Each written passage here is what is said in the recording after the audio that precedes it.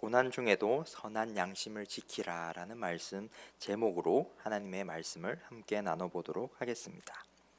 사실 오늘 본문은 앞선 본문과 아주 긴밀하게 연결되어 있는 본문입니다. 2장 13절에서 3장 12절까지 삶의 다양한 위치와 영역 속에서 경건한 삶의 태도를 유지할 것을 명령하고 있습니다.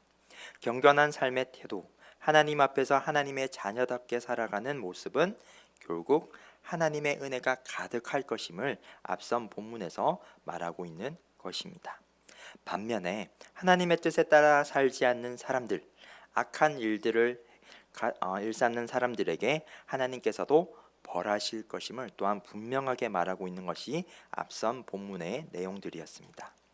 이러한 앞선 내용을 토대로 오늘 본문을 살펴보면 크게 두 부분으로 살펴볼 수 있습니다.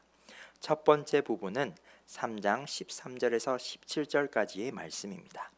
선한 행실을 행하는 사람에게 때로는 고난이 찾아올 수 있지만 이 고난을 더 이상 두려워할 필요가 없다라고 하나님께서 말씀하고 계십니다. 두 번째 부분은 18절에서 22절까지의 내용으로 하나님께서 허락하신 고난은 궁극적으로 그리스도를 위한 축복과 승리의 길임을 선포하고 있습니다. 그래서 먼저 첫 번째 부분부터 살펴보도록 하겠습니다. 오늘 첫 부분 본문 구절인 13절에서는 사실 생략한 단어가 하나 있습니다. 바로 그러므로라는 단어입니다. 그러므로라는 단어가 시작되고 그 다음에 또 너희가 말씀으로 선을 행하면 누가 너희를 헤아리요 이렇게 시작되는 것이 원문에 기록된 말씀입니다. 그래서 이 그러므로라는 단어를 통하여서 앞선 본문들과 연결하고 있는 것이지요. 이 12절은 사실 의인은 주께서 은혜를 베푸시고 악인은 주께서 심판하신다는 내용이 바로 앞선 12절 말씀이었습니다. 그리고 바로 13절 말씀이 등장하고 있는 것입니다. 이는 무엇을 말하고 있는 것일까요? 이 세상 속에서 하나님을 믿는 사람에게 고난을 통하여 괴로울 수 있다라고 말합니다. 하지만 이 고난 속에서도 하나님을 믿는 사람들이 하나님의 길, 선을 행한다면 마지막엔 그 어떤 것도 해칠 것이 없다라고 13절에서 분명하게 말씀하고 있습니다. 고통은 일시적이나 고난은 일시적이나 마지막 날에 하나님께서 우리를 영원한 하나님의 나라에 거하실 것임을 분명하게 말씀하고 계신 것입니다. 그래서 이 14절 말씀을 통해 우리가 고난을 두려워하지 말고 근심하지 말라고도 말씀하십니다. 고난은 결국 복의 표시이기 때문에 고난이 찾아온다면 우리는 반드시 복을 받을 것이라는 확신을 가지라고 14절 말씀에서는 하나님께서 말씀하고 계십니다. 그리고 이 복은 하나님으로부터 내려오는 복으로서 영원한 하나님 곁에 있는 것을 말하고 있는 것입니다. 영원한 하나님 곁에 함께 있는 것, 이 복을 반복해서 말하고 있는 것이 다음 구절인 15절이고 특히 이 15절에서 소망이라는 단어에 주목할 필요가 있습니다. 여기서 믿음이라는 단어 대신에 소망이라는 단어를 사용하고 있습니다. 성도가 고난 중에서도 마음속에 그리스도를 붙잡고 있다면 복은 이 땅에서 나오는 것이 아니라 하나님께 달려 있다는 것을 이 소망이라는 단어를 통하여 설명하고 있는 것입니다. 믿음을 통해 고난을 이겨라 라고 말씀하는 것이 아니라 오늘 본문은 소망을 가짐으로 하나님이 주실 복을 바라보며 기억하라고 말씀하고 계십니다. 이 얼마나 위로가 되는 말씀입니까? 하나님께서 우리에게 믿음만 요구하는 것이 아니라 우리에게 주실 하나님의 복을 먼저 말씀하시고 이 복을 소망하며 살아간다면 고난 가운데에서도 우리가 하나님의 자녀답게 살아갈 수 있음을 말씀하고 있습니다. 바로 희망을 우리에게 주시는 것이지요. 그리고 이러한 희망, 소망이 우리 가운데 자리 잡고 있다면 우리는 16절에 말씀하신 대로 선한 양심을 가지며 선행을 행할 수 있습니다. 선한 양심이 무엇입니까? 바로 하나님과 나 사이의 관계라고 말할 수 있을 것입니다. 하나님과 나 사이의 친밀한 관계가 바로 선한 양심인 것입니다. 하나님과 나 사이에 친밀한 관계가 유지될 때 우리의 마음은 선한 양심으로 가득 찰 수 있을 것입니다. 그리고 이 선한 양심을 통해 하나님의 자녀답게 선행을 행할 수 있을 것입니다.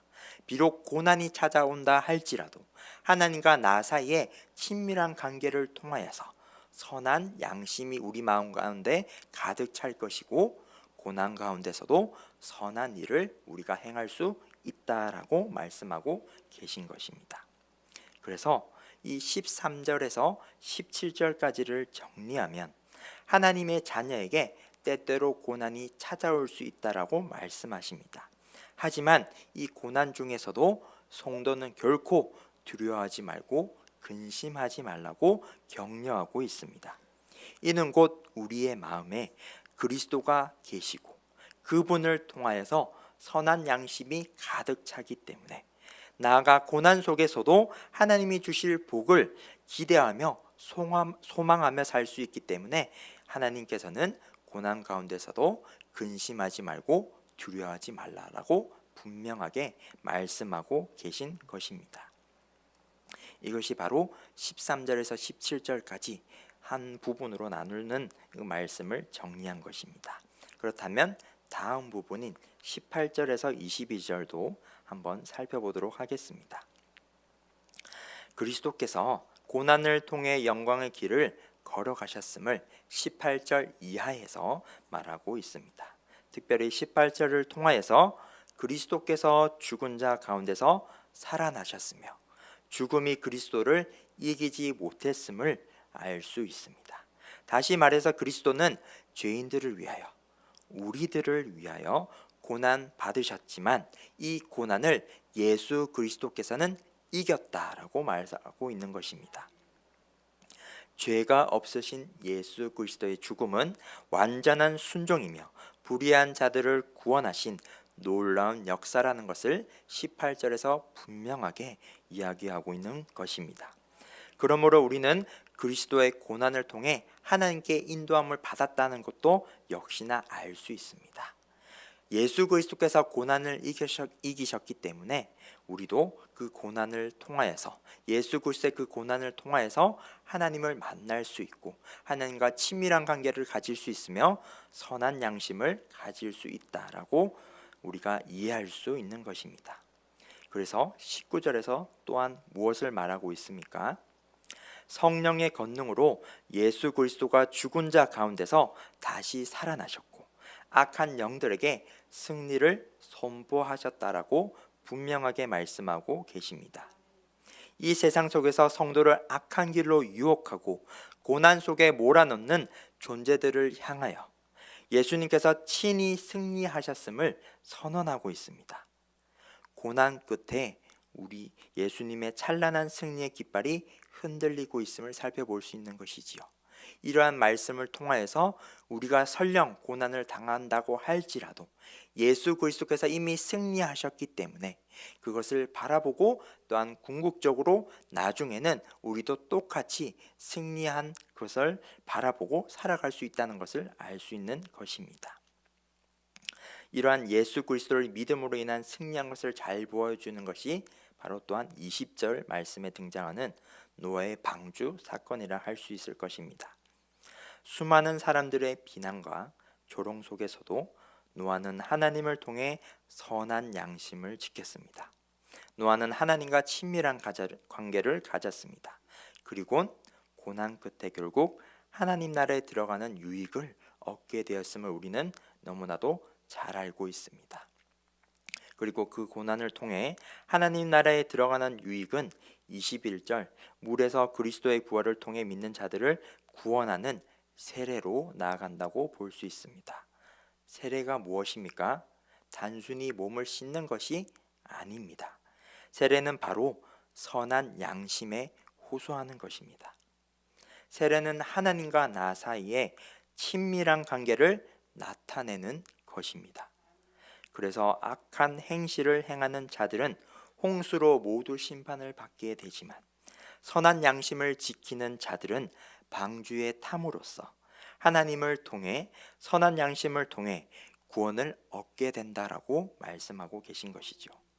다시 말해서 그리스도와 함께 세례를 받음으로써 홍수라는 고난 속에서 우리가 구원을 받을 수 있다라고 분명하게 말씀하고 계신 것입니다. 그러므로 22절에서 그리스도의 승리를 통하여 우리가 구원을 받게 됨을 이미 선포하셨습니다. 예수 그리스도께서 우리에게 고난을 주는 존재들을 악한 영들을 이미 복종시켰습니다.